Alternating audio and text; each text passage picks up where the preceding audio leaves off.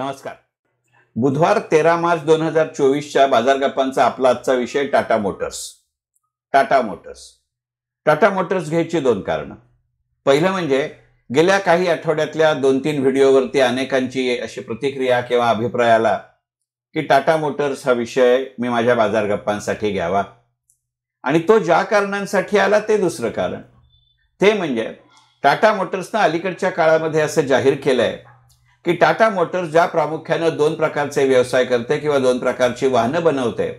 एक म्हणजे प्रवासी वाहनं ज्याला आपण पॅसेंजर व्हेकल्स असं म्हणतो, आणि दुसरं म्हणजे वाहतुकीची वाहनं ज्याला आपण कमर्शियल व्हेकल्स असं म्हणतो. आज मितीला जगवार, पॅसेंजर व्हेकल्स आणि कमर्शियल व्हेकल्स या सगळ्याची एकत्रित मोठ म्हणजे टाटा मोटर्स असा आहे. आता टाटा मोटर्सनं असा निर्णय घेतलाय हा शब्दप्रयोग महत्वाचा, अजून अंमलात आलेला नाही. टाटा मोटर्सनं असा निर्णय घेतलाय की जगवार आणि कमर्शियल व्हेकल्स हे एका कंपनीमध्ये असेल आणि पॅसेंजर व्हेकल हे दुसऱ्या कंपनीमध्ये असेल, आणि ह्या दोन्ही कंपन्या लिस्टेड असतील.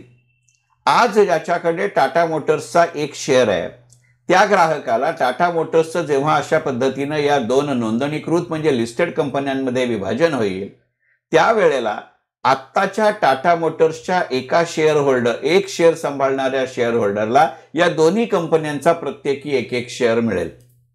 ही घोषणा अनेक अर्थांनी महत्वाची आहे.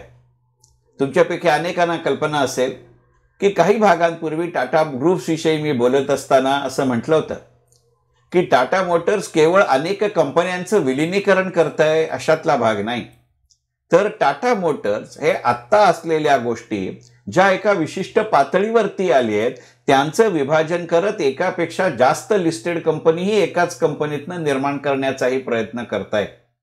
आणि साधारणपणे 4-4.5 महिन्यापूर्वीच्या माझ्या बाजार गप्पांच्या व्हिडिओमध्ये मी असं म्हटलं होतं की अशा पद्धतीने टाटा मोटर्सचं विभाजन झालं तर मला आश्चर्य वाटणार नाही.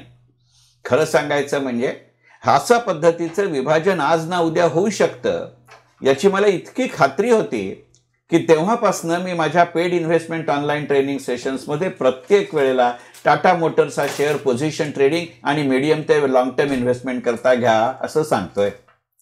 कोणतीही कंपनी अशा पद्धतीचं जेव्हा आपल्या एका कंपनीचं एकापेक्षा जास्त कंपन्यांमध्ये विभाजन करते आणि त्या सगळ्या कंपन्या बाजारामध्ये स्वतंत्रपणाने लिस्टेड असतील असं म्हणतं, यातनं दिला जाणारा सगळ्यात पहिला आणि महत्वाचा संकेत असा आहे की त्या कंपनीला स्वतःच्या बिझनेसबद्दल एक कंपनी म्हणून जितका विश्वास आहे तितकाच त्या कंपनीमध्ये जे वेगवेगळे विभाग कार्यरत आहेत त्यांच्या केवळ आत्ताच्या नव्हे तर नंतरच्या काळातल्याही कामगिरीची खात्री आहे अशीच कंपनी हे पाऊल उचलते.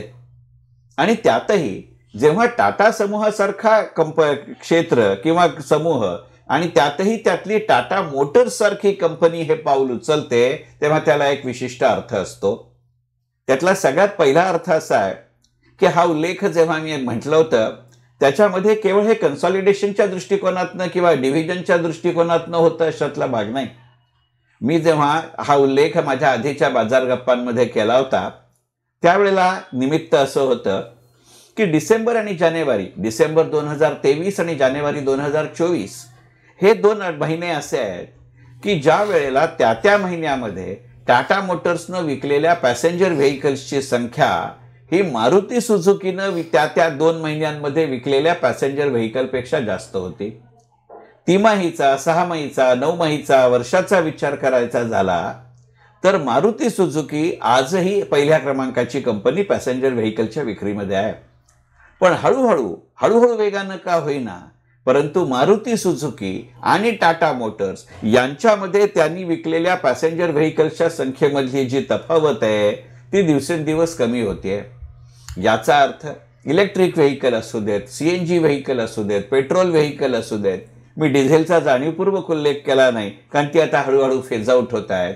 या 3ही क्षेत्रामध्ये अगदी पंचपासून हॅरियर पर्यंत या कंपन्यांची त्याच्याबरोबरची संख्या, प्रमाण, आकडेवारी आणि दृश्यमानता वाढतीये. मग जर उद्या ह्या 3 कंपन्या, 3 डिव्हिजन आज ज्या एक मितीला टाटा मोटर्स या एकाच कंपनीमध्ये आहेत त्या जर वेगवेगळ्या केल्या तर या क्षेत्राची जास्त चांगल्या पद्धतीने दखल घेता येईल हे टाटा समूहासारख्या अत्यंत व्यावसायिक, कार्यक्षम आणि नीतिमान उद्योग समूहाच्या लक्षात यायला काही वेळ लागला असेल अशातला भाग नाही. आणि म्हणून याच्याच खात्रीच्या जोरावरती मी गेले 3-4 महिने सातत्यानं सांगत होतो की अशा पद्धतीचं विभाजन होऊ शकतं. आज मी तिला ती घोषणा झाली, याचा आनंद आहे. याचं दुसरं कारण असं आहे की तुमच्या असं लक्षात येईल की काही वर्षांपूर्वी जेव्हा जगवार ही टाटा मोटर्सनी बाहेरची कंपनी विकत घेतली, दुसऱ्या देशातली कंपनी विकत घेतली, त्यावेळेला त्या कंपनीचे अक्युम्युलेटेड लॉसेस, एकत्रित नुकसान, तोटा हा प्रचंड मोठा होता. आणि त्याच वेळेला टाटा स्टील या टाटा समूहातल्याच दुसऱ्या ग्रुपनी कोरस स्टील ही एक जागतिक कंपनी आपल्या ताब्यात घेतली होती. आणि नाही म्हटलं तरी या संपूर्ण खरेदीचा आणि त्या कंपनीच्या नफा नुकसानीचा टाटा समूह आणि टाटा मोटर्स आणि टाटा स्टील यांच्या आर्थिक कामगिरीवरती परिणाम झाला होता. म्हणजे कुणाच्या खांद्यावर कुणाचे ओझे अशातली ती गत होती. पण आपल्या सततच्या प्रयत्नांनी बदलत्या बाजाराशी जुळवून घेत आज जगवार याही कंपनीची खरेदी करताना, टाटा समूहानं खरेदी करताना जे एकत्रित नुकसान होतं ते भरून निघालंय. त्यामुळे जगवार हे एका वेगळ्या प्रकारचं गणित आहे. आणि त्याच्याबरोबर आता जेव्हा कमर्शियल व्हेकल्स किंवा ट्रक्स सारख्या गोष्टींची जेव्हा मागणी पडेल, केवळ ट्रक असं नाही, अगदी 30 चाकी टेम्पोंसकट सगळी सुरुवात असू शकते, काही प्रमाणात बसेसची सुरुवात असू शकते, याचा विचार करावा लागेल. म्हणजे एकंदरीतच ट्रान्सपोर्ट आणि लॉजिस्टिक सेक्टरला चांगले येत असलेले दिवस, संरक्षण खात्याकडनं असणारी वाढती मागणी, ह्याच्याकडे पूर्ण लक्ष केंद्रित करावं म्हणून पॅसेंजर व्हेकल आणि कमर्शियल व्हेकल वेगळं केलं जातंय का? कारण आपल्या देशामध्ये पॅसेंजर व्हेकल याला असलेली मागणी वर्षभर असते. कमर्शियल व्हेकलची मागणी मात्र सायक्लिकल असते. सायक्लिकल म्हणजे एकाच वर्षातली काही चक्र अशातला भाग नसतो. एखादं चक्र काही वर्षांचं असू शकतं, काही महिन्यांचं असू शकतं. अशी मोठी प्रदीर्घ चक्र, चालणारीही आणि न चालणारीही, अशा पद्धतीची प्रदीर्घ चक्र ही पॅसेंजर व्हेकलमध्ये नसतात. आणि पॅसेंजर व्हेकलमध्ये एका वेगळ्या पद्धतीचा विचार करावा लागतो.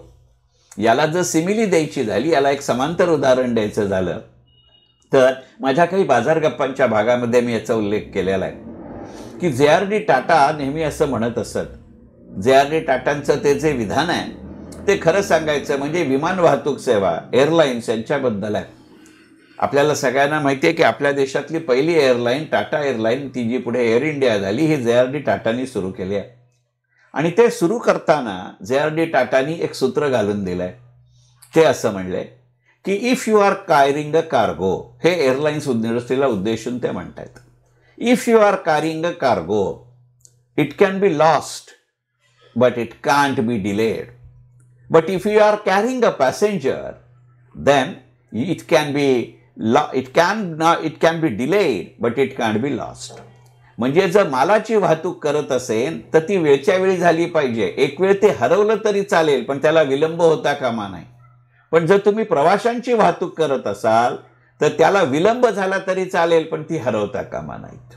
मग असंच काहीसं संबंध किंवा तुलना किंवा फरक हा कमर्शियल व्हेकल आणि पॅसेंजर व्हेकलमध्ये असतो का? जे एका अर्थानं पॅसेंजर व्हेकल हे मिश्रण आहे तर कमर्शियल व्हेकल हे संयुग आहे. म्हणजे मिक्सचर आणि कंपाऊंडमध्ये जो फरक असतो, जो फरक कार्गो वाहतूक आणि प्रवासी वाहतुकीमध्ये असतो, तोच कमर्शियल व्हेकल आणि पॅसेंजर व्हेकलमध्ये असतो. मग आज एका ताकदीच्या भूमिकेतनं पॅसेंजर व्हेकल ही आपण जगवार आणि कमर्शियल व्हेकलपेक्षा वेगळा करतोय असा तर संकेत टाटा मोटर्स यातनं देत नाहीये ना. मग ही सगळी प्रक्रिया पुरी करायला त्याच्यामध्ये वेगवेगळ्या परमिशन्सचा, परवानग्यांचा संबंध आहे. तो वेगवेगळ्या खात्यांशी संबंधित आहे. तो जितका राज्य सरकारांशी संबंधित आहे तितकाच तो केंद्र सरकारशी संबंधित आहे. सध्याचं वातावरण अशा सगळ्या प्रकारच्या बदलांना अनुकूल असलं तरी शेवटी प्रत्येक प्रक्रियेला त्याचा असा एक वेळ असतो आणि वेळ लागतो. आणि म्हणूनच आता टाटा समूहानं असं जाहीर केलंय की ही संपूर्ण प्रक्रिया पूर्ण व्हायला वर्ष सव्वा वर्षाचा काळ जाऊ लागतो. मग एक गुंतवणूकदार म्हणून मी त्याच्याकडे कसं पाहायचं? मला स्वतःला असं वाटतं की आपली जर वर्ष सव्वा वर्ष थांबण्याची तयारी असेल तर आत्ता या बातमीचे जे अनुकूल प्रतिसाद आणि पडसाद हे टाटा मोटर्सच्या शेअर्सच्या बाजारभावात होत आहेत. कारण ही घोषणा झाल्यापासून मी हा व्हिडिओ रेकॉर्डपर्यंतच्या काळामध्ये टाटा मोटर्सचे शेअर्सचे बाजारभाव 3 ते 4% वाढलेत. खरं म्हणजे या वाढलेल्या भावाने सुद्धा शेअर ते टाटा मोटरचे घ्यायला हरकत नाही. पण जर थोडा विचार करायचा असेल तर कदाचित हा युफोरिया संपल्यानंतर, प्रत्यक्ष ती प्रक्रिया सुरू झाल्यानंतर काही प्रमाणात तरी या घटनेचा पडसाद म्हणून टाटा मोटर्सचे शेअर्सचे बाजारभाव खालती येऊ शकतात. तेव्हापासनं ही प्रक्रिया पूर्ण होईपर्यंत टप्प्याटप्प्यानं आपल्याला जमेल त्या भावानं टाटा मोटर्सच्या शेअर्सची खरेदी करत राहणं हे अत्यंत संयुक्तिक ठरेल. आणि मग प्रत्यक्षात जेव्हा ज्या दिवशी घोषणा होईल की याच्यानंतर टाटा मोटर हा शेअर नाही, या दोन कंपन्यांमध्ये तो विभागला गेलाय, आणि मी मगाशी म्हटलं तसं आज मी तिला टाटा मोटरचा एक शेअर सांभाळणाऱ्या शेअर होल्डरला या नवीन दोन्ही कंपन्यांचा एक शेअर मिळणार आहे. मग ज्या वेळेला तुमच्या माझ्या डीमॅट अकाउंटमधनं आत्ताच्या टाटा मोटर्सचे शेअर डेबिटनं कमी होतील, नाहीसे होतील, आणि त्याच्याऐवजी या नवीन दोन कंपन्यांचे शेअर्स क्रेडिट होतील, त्याच्यानंतरच्या काळामध्ये सुरुवातीच्या काही काळ वगळता पॅसेंजर व्हेकल जी कंपनी असेल त्या कंपनीच्या शेअर्सचे बाजारभाव लगेच वाढतील. याच्या विरुद्ध कमर्शियल व्हेकल आणि जगवार यांचा समावेश असलेल्या कंपनीच्या शेअर्सचे बाजारभाव वाढायला त्या काळामध्ये थोडा वेळ लागू शकेल असा माझा अंदाज आहे. म्हणजे तुमच्यासारख्या चाणाक्ष गुंतवणूकदारांना आत्ताच्या टाटा मोटर्सचे शेअर केव्हा घ्यायचे, ते किती काळ सांभाळायचे, आणि त्याच्याच बरोबरीनं होणाऱ्या नवीन कंपन्यांच्या शेअर्सकडे कसं बघता येईल याचा संकेत मी जरूर दिलाय.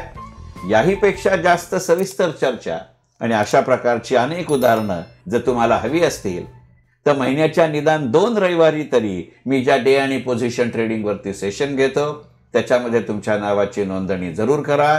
तोपर्यंत मनःपूर्वक धन्यवाद.